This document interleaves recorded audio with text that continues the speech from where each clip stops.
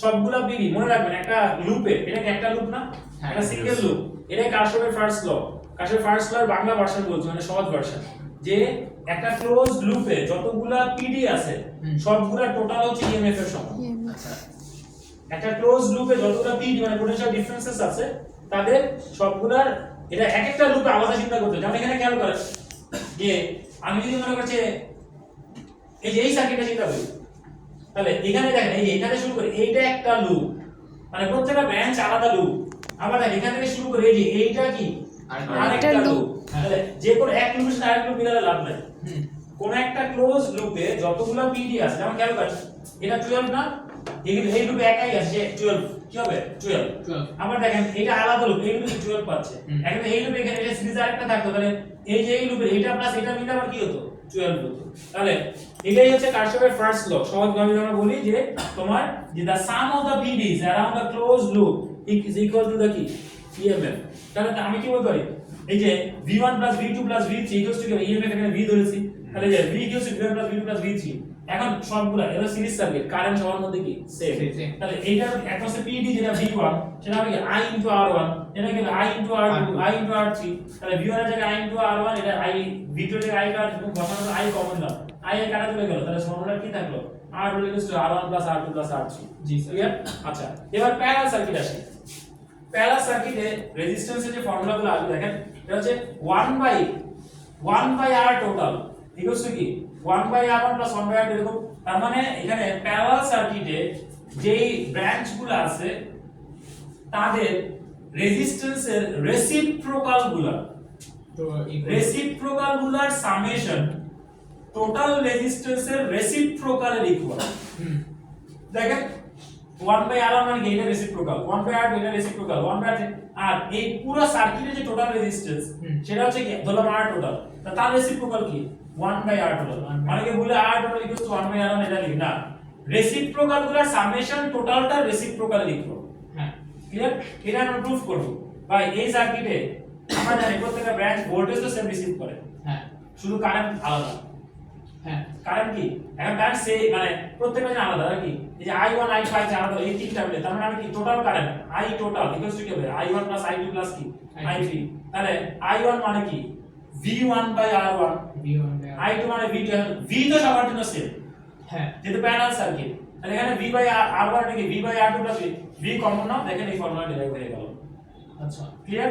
তাহলে আমরা এটা করে ফেললাম, এটা করে ফেলেছি। আচ্ছা এবার আসি আমরা যদি দেখি, এবার দেখেন আসলে কারশফের যে সেকেন্ড ল, তাহলে কারশফের ফার্স্ট ল আর সেকেন্ড ল আলাদা করে বলি। আমরা এগুলো শিখেছি বা কারশফের ল হিসেবে শিখেছি, এগুলো আবার পুরো ডিটেইল বলি। কারশফের ফার্স্ট লটা হচ্ছে কি যে ওই যে জাংশনে কারেন্ট ডিভাইড করে, হ্যাঁ সেটাই, যে দেখেন এখানে এই কোন একটা জাংশনে যেই কারেন্ট আসবে অত কারেন্ট বের হবে, যা আসবে তত কি বের হবে। মানে দেখেন যে I আসছে বের হচ্ছে I1 I2 I3 এই জাংশন থেকে, তাহলে I1 + I + I3 কার সমান হবে I এর সমান হবে।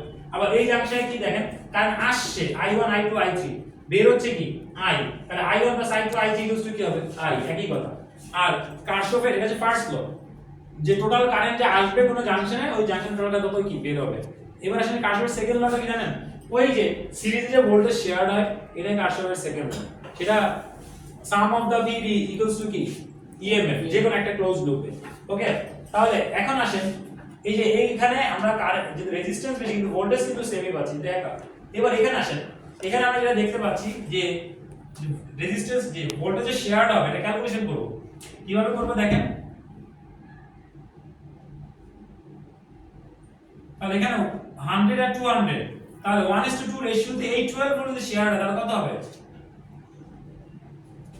4 ভোল্ট, এটা কি হবে 8 ভোল্ট। এখন দেখেন কিভাবে বের করলাম, আমি কি লিখতে পারি এটা যদি দেখেন V1 / V2 ইকুয়ালস টু কি হবে বলেন, আমি ফর্মুলা থেকে আসি, আমি কি লিখতে পারি যে এটা ফর্মুলাটা I1 ইকুয়ালস টু কি হবে বলেন তো I2 কোনটার জন্য স্যার? এই যে এই সার্কিটের জন্য I1 কোনটা I2 কোনটা?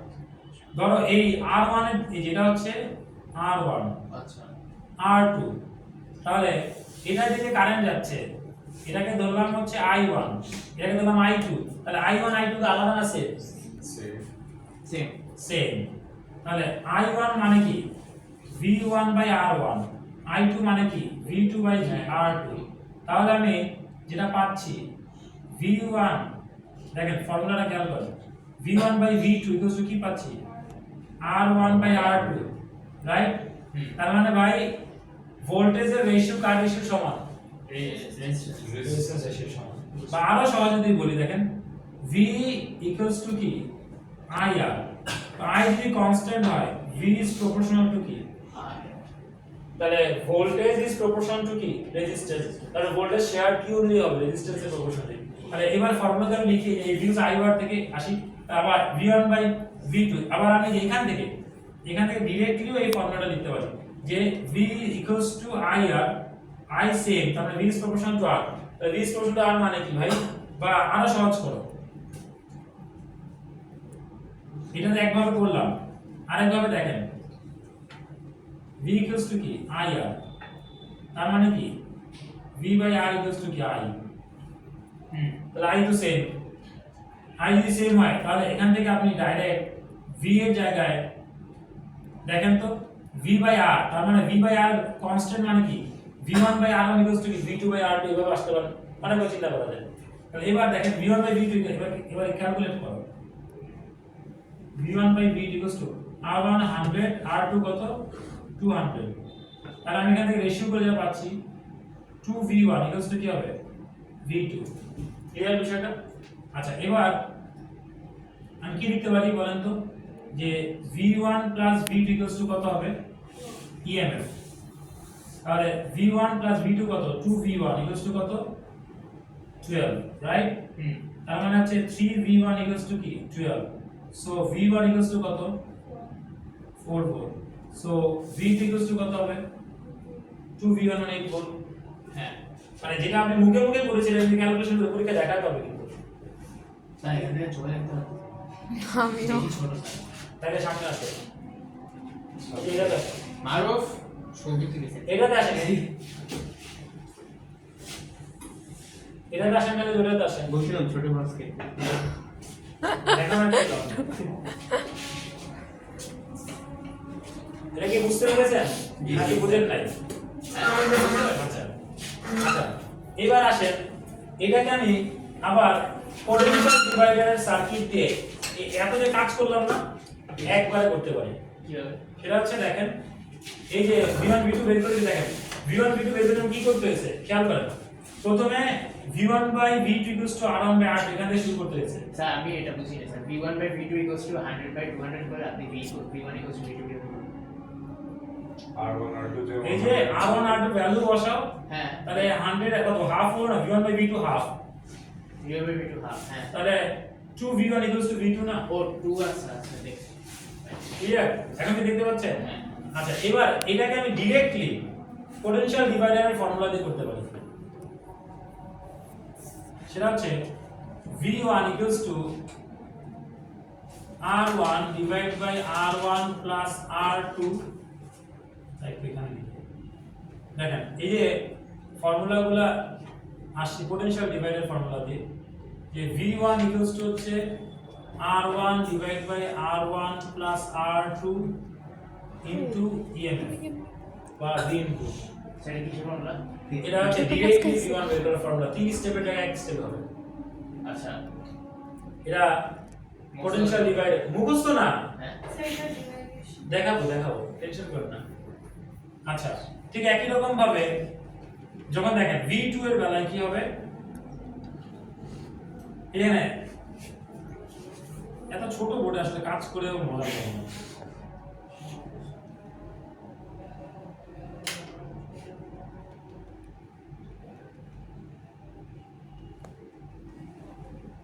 EMF, হ্যাঁ। আর V2 এর সময় দেখেন, V2 এর সময় আপনি R1 এর থেকে R2 নেবেন, নিচে সেই R1 plus R2 into EMF একবারে হবে। এবার তুমি ভ্যালু বসিয়ে দেখো একবারে পাবে। দেখেন R1 কত 100, 100 plus 200 কত, 300 তাহলে 1 by কত 1 by 300 so 1 by 3 into 12 কত 4 ডিরেক্ট এই দেখেন যেটা আপনি তিনটা স্টেপে করেছেন সেটা ডিরেক্ট করেছেন। হ্যাঁ এখন এটা কিভাবে আসলো, এটা হচ্ছে পোটেনশিয়াল ডিভাইডার ফর্মুলা, মানে বাই সিরিজে যে ভোল্টেজ শেয়ার হবে কি অনুযায়ী শেয়ার হবে, রেশিও রেশিও অনুযায়ী। এবার দেখেন এটা প্রমাণ করে দেখেন, এই দেখেন এটা ধরলাম V1, ওকে, এটাকে ধরলাম হচ্ছে V2। এই যে এই জিনিসটাই কিন্তু এটা জাস্ট সোজা করে দিয়েছি, মানুষের পরীক্ষা দিলে সোজা করে আসে, এই দেখেন সেম জিনিস কিন্তু নাকি ডিফারেন্ট, না না সেম। আচ্ছা কারেন্ট যাচ্ছে কি তার উল্টা দিকে যাবো তার কি হচ্ছে, এই যে হ্যাঁ পজিটিভ হ্যাঁ আই যাচ্ছে, হ্যাঁ তাহলে আমি এখানে কি লিখতে পারি বলেন, আমি এখানে যেটা লিখতে পারি সেটা হচ্ছে V1 plus V2 equals to কি, কিভাবে লিখতে পারি, জি আচ্ছা IR1 এটা কি হবে IR2 ইকুয়ালস টু কি EMF, I common now, Yes. R1 plus R2 equals to কি Yeah. EMF, I সাবজেক্ট করো EMF বাই কি R1 plus R2, হ্যাঁ রাইট। হ্যাঁ এখন তোমার কি যদি তোমার যদি V1 লাগে হ্যাঁ তাহলে V1 লাগলে এই রিলেশনে V1 লাগলে আপনি যদি কি লিখতে পারেন V1 বাই R1, কারণ I মানে V বাই R, হ্যাঁ রাইট। হ্যাঁ তাহলে যদি V1 লাগে তাহলে I হবে V1 বাই R1 লিখেন, তাহলে সেখানে এই দেখেন EMF নিচে কি আসে R1 প্লাস কি R2, তাইলে therefore V1 কি আসবে, এই দেখেন R1 উপরে গেল, নিচে কি আছে R1 প্লাস কি R2 আছে থ্যাঙ্কস ইনটু EMF, পেয়েছেন। জি স্যার ঠিক একই রকম ভাবে যদি আপনার আবার এখান থেকে আপনার যদি V2 লাগতো ডিরেক্ট, তাহলে I এর বদলে কি লিখতাম V2 বাই R2, আর এখানে বাকি থাকতো কি EMF R1 প্লাস কি R2, therefore V2 কি আসতো R2 বলে চলে যেত, এখানে কি R1 plus R2 EMF, clear, জি Yes. বুঝতে পেরেছেন কিভাবে আসলো, হ্যাঁ। জি স্যার তাহলে এই যে কোন সার্কিটের মধ্যে যদি সিরিজে সেভার রেজিস্টর থাকে তাদের মধ্যে যে ভোল্টেজটা বা ভোল্টেজের শেয়ার বা in the proportion of resistance, সেটা এই দেখেন voltage share in the proportion of resistance, এটা এই আইডিয়া দিয়ে ভেঙে ভেঙে আমি করতে পারলাম। আবার পোটেনশিয়াল, এটা হচ্ছে পোটেনশিয়াল ডিভাইডার সার্কিট, মানে 12 ভোল্টকে যে ডিভাইড করলো, পোটেনশিয়াল ডিভাইড করলো, সেটা কি অনুযায়ী ডিভাইড করলো রেজিস্ট্যান্স রেশিও অনুযায়ী। তাহলে ডিরেক্ট করতে চান V1 বা V2 বের করতে চান, তাহলে ডিরেক্ট ফর্মুলা হচ্ছে এই যে এইটা দেখেন, প্যারালাল সার্কিট এটা পসিবল ছিল না প্যারা সার্কিটেও পসিবল। সিঙ্গেল লুপে প্যারা সার্কিটে মনে করেন হচ্ছে আপনি একটা সিঙ্গেল লুপের জন্য কাজ করবেন, আচ্ছা হ্যাঁ কারণ প্যারা সার্কিটে প্রত্যেকটা ব্রাঞ্চই তো টোটাল সে 12 পাচ্ছে, হ্যাঁ তাহলে এটা ক্লিয়ার। হ্যাঁ এবার এটা আসেন, এখানে দেখেন এটা 12 ভোল্ট, রাইট, এটা প্যারা সার্কিট, তাহলে এইটা কি, এই দেখেন এটা হচ্ছে লুপ 1, রাইট,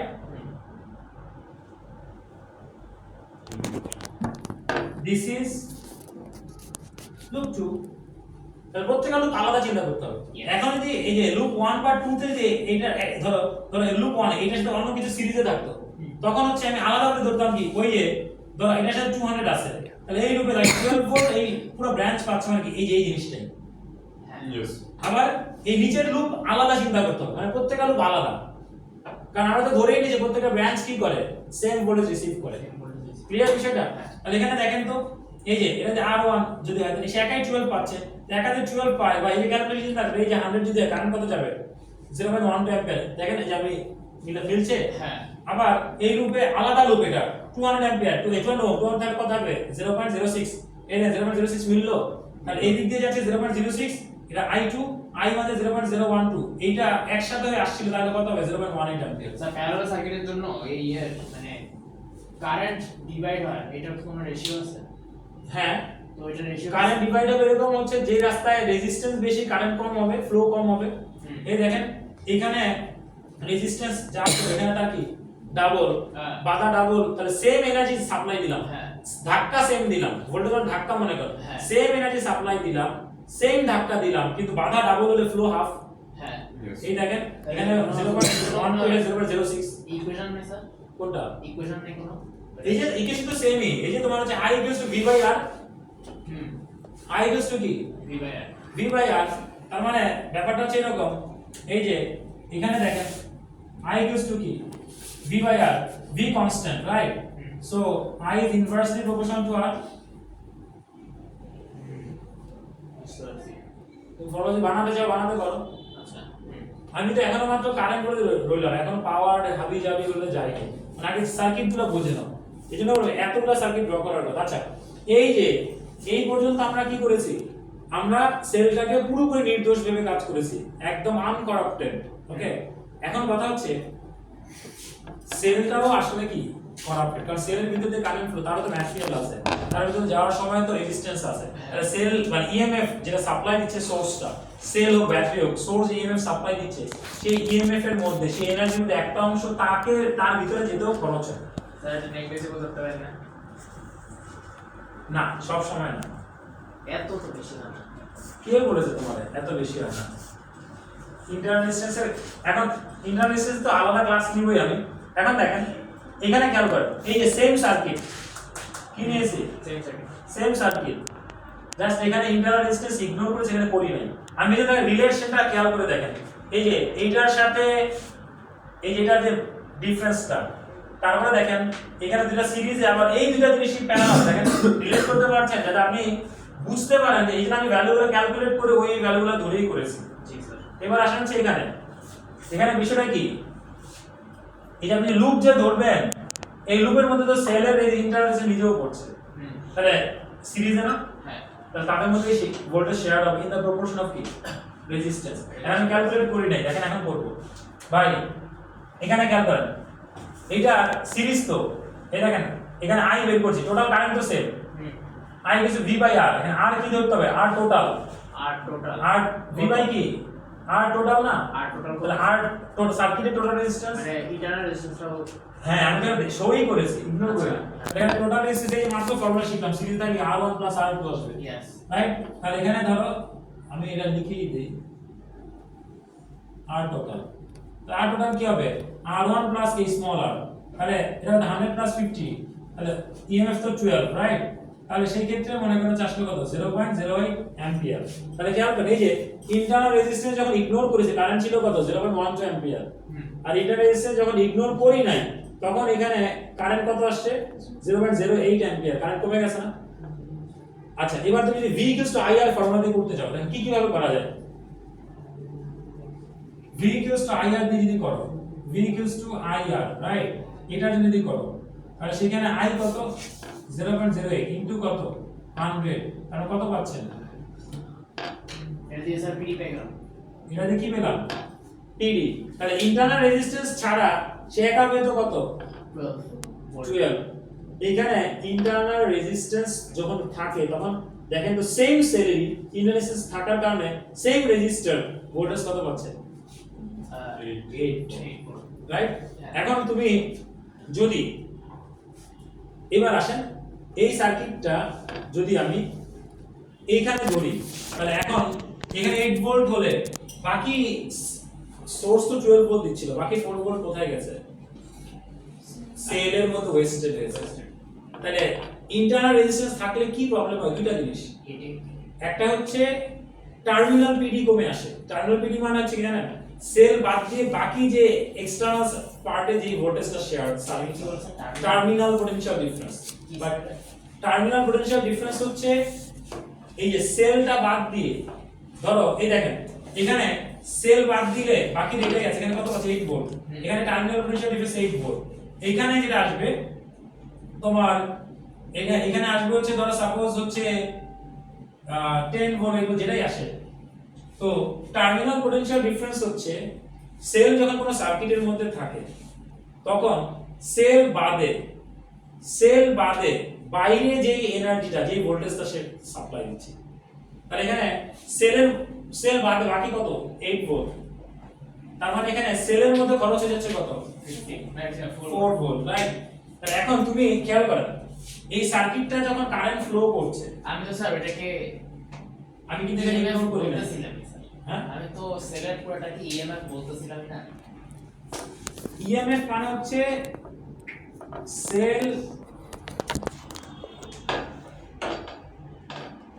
সেল যেটা সাপ্লাই দিচ্ছে পার কুলম্ব চার্জকে। হ্যাঁ স্যার, ও তো সাপ্লাই দিতে গিয়ে ওই দিতে এখানে ওই চার্জগুলো তো তার ভিতর দিয়ে পাস করে আসতে হবে। হ্যাঁ তখন তার ভিতর ইন্টারনাল রেজিস্ট্যান্স হলে ওই এনার্জি যে নিচ্ছে নিয়ে সেখানেও কিছু খরচ করে আসতে হবে। এটা আমরা স্যার ইএমএফটাকেই মানে সবকিছু কেটে নিতে ওটা তো এনার্জি না ওইটাকে আমি বলতে পারি না। ওটাকে যেমন ধরো একটা বিষয় হচ্ছে এরকম, একটা সরকারি কাজের জন্য 1 কোটি টাকা বরাদ্দ আছে। এখন যখন কাজটা শুরু হবে, কোন কন্ট্রাক্টর যখন মনে করো হচ্ছে টেন্ডার পাঠালো, তাহলে 1 কোটি টাকার কাজ পাস করার জন্য দেখা গেল 20 লাখ টাকা ঘুষ দিতে হচ্ছে ওই যে অফিসারকে। এখন যতক্ষণ পর্যন্ত কাজটা শুরু না হবে ততক্ষণ পর্যন্ত বা ওই বিলটা পাস না হওয়া পর্যন্ত তাকে ঘুষ দেওয়া হচ্ছে না, রাইট? কারণ ধরো বরাদ্দ হয়ে গেছে 1 কোটি টাকা, কেউ টেন্ডার জমা দেয় নাই, কোনো কাজ শুরু হয় নাই, তখন কি হাত দিতে পারছে টাকার মধ্যে কেউ? না না। কিন্তু যখন মনে করা হচ্ছে কাজ শুরু হবে তখন এই তাকে তো 1 কোটি টাকার কাজ করার জন্য সরকারি অফিস থেকে 1 কোটি টাকার টাকাটা তো বের করতে হবে, আর কন্ট্রাক্টর কাজ করবে কি দিয়ে? নিজের পকেট টাকা। এটা বোঝেন নাই? সরকারি কাজ বোঝেন না? একটা আমাদের যেন কোনো কিছু জন্য ঘুষ দেওয়া লাগে না, হিস্ট্রি করা লাগে। এখন ধরো সরকারি যে কাজগুলো, রাস্তাঘাটের যে কাজগুলো আছে, এগুলো কি সরকারি কোম্পানি করে নাকি বেসরকারি কোম্পানিকে দেওয়া হয়? বেসরকারি। এখন ধরো একটা বেসরকারি কোম্পানি তোমাদের এলাকায় তোমাদের রাস্তাটা যে হবে, এই রাস্তাটা করার জন্য ধরো হচ্ছে সরকারের 1 কোটি টাকা বাজেট করা আছে। এখন এরপরে তারা টেন্ডার চাইলো যে কে করতে চায়, তখন বিভিন্ন কোম্পানি তাদের কাজের কোয়ালিটি অনুযায়ী বলে আমি করবো, তো তারা সেটা অনুযায়ী যারটা পছন্দ তাকে দিবে। এখন ওইখানে এই কাজ পাওয়ার জন্য এই কোম্পানিগুলো কি করবে? ঘুষ দিতে চাইবে। হ্যাঁ, এমনি কি দিবে নাকি? নো স্যার, এত সহজ নাকি তোমার? তো তখন দেখা গেল মনে করো জেলে সাহেব ফোনটা পকেটে থাকবে, তখন এই যে যতক্ষণ পর্যন্ত টেন্ডার না হচ্ছে, কাজ শুরু না হচ্ছে, 1 কোটি টাকার চেক রেডি, কেউ ধরতেও পারছে না। কিন্তু যখন কাজটা শুরু হবে তখন কিন্তু মনে করো যে 1 কোটি টাকা তোমার নিতে গিয়ে 20 লাখ টাকা কি করতে হচ্ছে? কন্ট্রাক্টরকে খরচ করতে হচ্ছে, ঘুষ দেওয়া লাগছে। তাইলে এখন সে আসলে কাগজে কলমে সে বলছে যে আমি 1 কোটি টাকা পেয়েছি, কিন্তু আসলে সে 1 কোটি টাকা পেয়েছে না, পেয়েছে 80 লাখ টাকা। তাহলে যে কাজটা 1 কোটি টাকার কাজ হতো সেটা কি 1 কোটি টাকার কাজ হবে নাকি 80 লাখ টাকার কাজ হবে? কাজের এফিশিয়েন্সি বাড়বে না কমবে? কমে আসবে। তাইলে এখানে এই জিনিসটা সে আশা দিচ্ছিল যে আমি 12 ভোল্টের সেল কিনলাম, আমি 12 ভোল্ট পাবো, কিন্তু সে কি 12 ভোল্ট পাচ্ছে?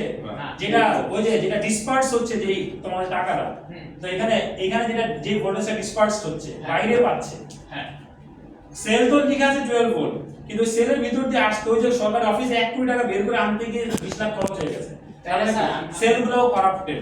এখন যদি করাপশন না থাকতো, এই এতক্ষণ আমরা কাজ করেছি কি ভাই? এটা হচ্ছে একদম পুরো নরমাল সরকারি ব্যবস্থা। 1 কোটি টাকা কোনো ঘুষ নাই, কিচ্ছু নাই, মনে করে যাবেন 1 কোটি টাকার কাজ 1 কোটি টাকা দিবে, 1 কোটি টাকার কাজ হবে। হ্যাঁ। আর এই আসলে বিষয়টা হচ্ছে বাংলাদেশের সিস্টেম। আচ্ছা, আপনি যে বললেন শুরুতে যে ইএমএফ টোটাল পিডি, হ্যাঁ, তাহলে তো এখানে তো ইএমএফ হচ্ছে দেখেন এই যে পিডি লস্ট ইন রেজিস্ট, এটা অ্যাকাউন্টের নাম লাগবে। Of course. এই দেখেন 8 + 4 কত হলো? 12। এবার মিলান দেখো এখানে 4 ভোল্ট হয় কিনা। কারেন্ট আপনি ক্যালকুলেট করেছেন না? হ্যাঁ ইন্টারনেশন দেওয়া আছে না? হ্যাঁ। এবার এখানে জন্য বের করো। এই যে ইকুয়ালস টু এই যে ভি লস্ট, হ্যাঁ, বা ভি সেল কি? এটা কি I into small r, right? তাহলে কত? 0.08 ইনটু কত? 50 পেয়েছেন 4 ভোল্ট। এটা কি বলা? ভি লস্ট বা ভি সেল, এটা সেলের ভিতরেই খরচ হয়ে যাচ্ছে। তাহলে এখন যদি এই ইন্টারনাল রেজিস্ট্যান্স না থাকতো, এখন দেখেন এই সেলের ভিতরে কারেন্ট ফ্লো করছে, ভালো করে দেখেন এই সেলের ভিতরে কারেন্ট ফ্লো করছে, তখন আপনি যখন এই যে এইখানে ভোল্ট মিটার কানেক্ট করবেন কত শো করবে? 8 ভোল্ট। 8। এখানে কত? 8। এখানে কত? 8। এখানে কত? 8। যখন এখানে ধরছেন কত? 8। 8। এখন এখানে আপনি যখন ধরছেন তখন কি সে সেলের মধ্যে কতটুকু লস্ট হচ্ছে সেটা দিচ্ছে, নাকি সেল বাদে এই সেলের দুই মাথার সাথে যা যা আছে তাদের টার্মিনালে total sum of the PD দিচ্ছে? Total sum of the PD. এটাই টার্মিনাল পোটেনশিয়াল ডিফারেন্স। আচ্ছা তাহলে সেলের ভিতরে যখন কারেন্ট ফ্লো করে, না স্যার আমরা ইন জেনারেল যেটা পাই এটা আসলে টার্মিনাল পোটেনশিয়াল ডিফারেন্স। এক্স্যাক্টলি, তাহলে সেলের ভিতর যখন কারেন্ট ফ্লো করে, কি করে কারেন্ট ফ্লো করে, তখন সেলের দুই মাথায় ধরলে, সেলের অ্যাক্রসে ধরলে, সেলের দুই টার্মিনালে ধরলে যেই পোটেনশিয়াল ডিফারেন্সটা পাওয়া যায় সেটা হচ্ছে সেল বাদে ওই লুপে বাকি, ওই একটা সিঙ্গেল লুপে বাকি যত রেজিস্টর গুলো আছে তাদের পিডিগুলার সামেশন। ক্লিয়ার? এটাকে বলা হয় ক্লোজ সার্কিট ভোল্টেজ। তাহলে টার্মিনাল পিডিটা কি? Close circuit, circuit current flow করছে। এবারে জাস্ট ইমাজিন করো, এবারে একটা কাজ করো, ধরো এই যে এরকম একটা সুইচ আছে, সুইচটা ওপেন করে দিলাম, কারেন্ট কি ফ্লো করছে? ওপেন করে দিলে হ্যাঁ সুইচ ওপেন করে দিলে কারেন্ট ফ্লো করছে? ওপেন করছে না। তখন আপনি এটা দুই মাথা যদি ধরেন সে 12 ভোল্টই দেখাবে। হ্যাঁ তখন সে কি দেখাবে? ওই যে কাজ শুরু হওয়ার আগে, কারণ টাকা ডিসবার্স হওয়ার আগে কিন্তু 1 কোটি হয়ে আছে, যখন বাইরে আসার বিষয় হলো তখনই 20 লাখ বুস্ট খাচ্ছে। Yes. আপনি যদি এখন মনে করো যে এখানে তুমি ইয়ে করো, অবশ্যই যে এইটার সাথে আমি যে এইটা রিলেট করেছি পরে, আচ্ছা দরকার এইটা দিয়ে বুঝাই, আরো ডিফিকাল্ট एग्जांपल है। ধরেন এবার আসেন, এখানে একটা দিয়েছিলাম, এখানে কয়টা দিয়েছি? দুইটা দিয়েছি না? দুইটা দেওয়ার পরে কারেন্ট যে ক্যালকুলেট করে দেখেন, I is V by R, current তো সেভ, তার মানে কি R1 R2 কি ইন্টারনাল রেজিস্ট্যান্স, খেয়াল করেন, বুঝতে পেরেছেন? তাহলে সেই ক্ষেত্রে কত আসলো? 0.06 অ্যাম্পিয়ার। জি এখানে দেখেন কত ছিল? 0.0। এখান থেকে কারেন্ট কি কম? কম কেন বলেন তো? এই যে আরো একটা রেজিস্টর নিয়েছি না এক্সট্রা, হ্যাঁ তার টোটাল রেজিস্ট্যান্স বেড়েছে না কমেছে? বেড়েছে। তাহলে কারেন্ট কমবে। হ্যাঁ এবার দেখেন আমি ভোল্টেজ যদি মাপি, এটা যদি আপনি যদি ক্যালকুলেট করেন, তাহলে এই যে I 0.06 হলে 100 তাহলে কত হবে? 6 ভোল্ট। 6 ভোল্ট আর ক্যালকুলেশন করে দেখানো লাগবে না আপনি যদি 6 ভোল্ট এটা 1% মাপেন কত হবে? 0.06 ইনটু 50 কত আসছে? 3 ভোল্ট। তাইলে এটা একসাথে ধরেন কত আসছে? 9 ভোল্ট। এটা টার্মিনাল পোটেনশিয়াল এখানে যদি বলি V সেল কত হচ্ছে? 3 ভোল্ট। তাহলে দেখেন এটা সবগুলো পিডি অ্যাড করলে তো ইএমএফ এর সমানই হচ্ছে। এখন তুমি যদি মনে করো যে এখানে ধরো 6 ভোল্ট, এখানে ধরো 3 ভোল্ট, এই পুরো এক প্রসেস দুইটা সাথে একসাথে কত হবে? 9 9 ভোল্ট। volt. এখানে ধরেন 9 volt. এখানে ধরেন 9 volt. 9 volt, right? Yes. Sir এই যে সেলে ধরলো তো 9 ভোল্টই দেখাবে না নাকি? সেলে ধরলে এই যে সেলে ধরো মানে কি, এটা এই যে সার্কিটে কানেক্টেড যখন কারেন্ট ফ্লো করছে তখন। হ্যাঁ আচ্ছা এবার আসেন, এই যে এই সার্কিটে এখানে ড্রপ হয়েছে, ভালো করে দেখেন, সেম সার্কিট, তাহলে এটা কত? 6 or 3. যে রিলেশনগুলো ভালো করে বুঝেন।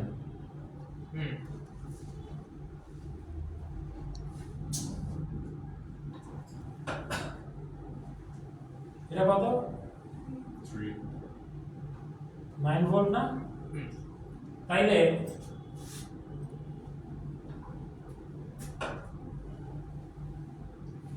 এটা কি হবে? ভি টার্ম, ভি টার্ম কত? 9 volt terminal V, right? Same জিনিস, জাস্ট একটা সুইচ ওপেন, এটা ক্লোজ সার্কিটে কি ওপেন সার্কিট, সেম জিনিস, সার্কিট ওপেন, কারেন্ট কি ফ্লো করছে? হ্যাঁ No, sir. না তাহলে এটা কত? 0 ভোল্ট। এটা কত ভোল্ট? 0 ভোল্ট। এখানে তো এটা V term equals to direct EMF 12 volt। yes.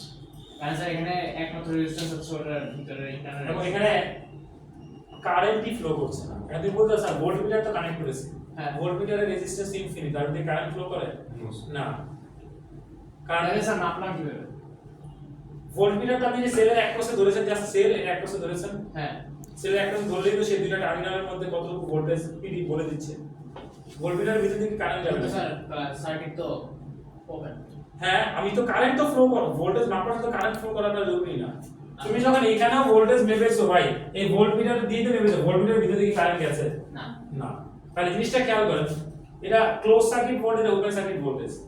তাহলে যখন সার্কিট ওপেন থাকে তবে কারেন্ট ফ্লো করে না মানে টাকা কি বের হচ্ছে না বের না হলে কি টাকা খরচ হবে না ওই যে 1 কোটি দেখাবে হুম যখন সার্কিটের ভিতরে কারেন্ট ফ্লো করবে না তখন সেলের অ্যাক্রসে যে টার্মিনাল পিডিটা সেটা কার সমান EMF ইএমএফ এর সমান তার মানে তখন ওপেন সার্কিট ভোল্টেজে টার্মিনাল পিডিটা ইএমএফ হুম কিন্তু সার্কিটের ভিতরে কারেন্ট ফ্লো করে ক্লোজ সার্কিট ভোল্টেজে টার্মিনাল পিডি কি ইএমএফ নাকি সেটা অ্যাকচুয়ালি শুধু টার্মিনাল পিডি রাইট এবার আসেন হচ্ছে ইএমএফ এর যে ডেফিনিশন আরেক ভাবে দিব in terms of open circuit সেটা হচ্ছে EMF of a source is the voltage across its terminal hmm when no current is drawn through it যখন সেলের ভিতরে কোনো কারেন্ট ফ্লো না করে তখন তার অ্যাক্রসে পিডিটা ইএমএফ বা ভোল্টেজটা ইএমএফ বুঝতে পারছি আর যখন কারেন্ট ফ্লো করবে তখন আর সেটা আপনার ইএমএফ হবে না ক্লিয়ার এবার আসেন তাহলে ইএমএফ ডেফিনিশন করা ভাবে দিলাম এইভাবে দুই ভাবে আর দুই একটা ভাবে। বাকি আছে কোনটা বললাম যে তোমার হচ্ছে EMF of a source is the voltage but potential difference across its terminal when no current is drawn through it মানে কোনো কারেন্ট যাবে না এটা বলে open circuit voltage open circuit ভোল্টেজটাই কি EMF ইএমএফ ক্লিয়ার ওই যে সরকারি অফিসারের মতো বললাম যে যতক্ষণ পর্যন্ত টাকা ডিসবার্স শুরু না হয় ততক্ষণ তো 1 কোটি চেক 1 কোটি পড়ে আছে যখন কাজ শুরু হয়ে তখন না খরচ হয়েছে তার ভিতরে করাপশনের কারণে তাহলে যখন আপনার এই যে ইন্টারনাল রেজিস্ট্রেশন ইগনোর করেছেন ধরেছেন তখন পুরো আনকরাপ্টেড একদম অনেস্ট আর ইন্টারনাল রেজিস্ট্রেশন সহ কি করাপ্টেড ওইটার কারণে কি হয়েছে বলেন তো ইন্টারনাল রেজিস্ট্রেশন থাকার কারণে যে প্রবলেমটা হয় দুইটা জিনিস দুইটা পয়েন্ট এর বাইরে যা লিখবেন সব মানে গালাগালি করব যে দুইটা পয়েন্ট বলবো এই দুইটা পয়েন্টে এক্স্যাক্টলি বমি করবেন অন্য কোনো কিছু বমি করলে বন্ধ হবে ওকে সেটা হচ্ছে EMF internal resistance থাকার কারণে due to having internal resistance the terminal PD decreases কারণ যেটা 12 ভোল্ট পাওয়ার কথা ছিল আমি 12 না পেয়ে কত পেয়েছি 9 বাই যে 9 8 পেয়েছি first point terminal PD decreases second point this makes the cell inefficient less efficient বলেন by the terminal PD decrease করছে তারপরে যার কারণে কি হচ্ছে এফিশিয়েন্সি কমে যাচ্ছে জি ক্লিয়ার জি স্যার আচ্ছা So is it offered? এবার আসা হচ্ছে লাস্ট ওয়েতে ডেফিনিশন সেটা হচ্ছে কি সেটা হচ্ছে যে আপনার ইএমএফ হচ্ছে পার কুলম চার্জ কোন সেলের ভিতরে যাওয়ার সময় ভাই যেই এনার্জিটা নন ইলেকট্রিক্যাল থেকে ইলেকট্রিক্যাল ফর্মে আসে কারণ পাওয়ার সাপ্লাইয়ের কাজ কি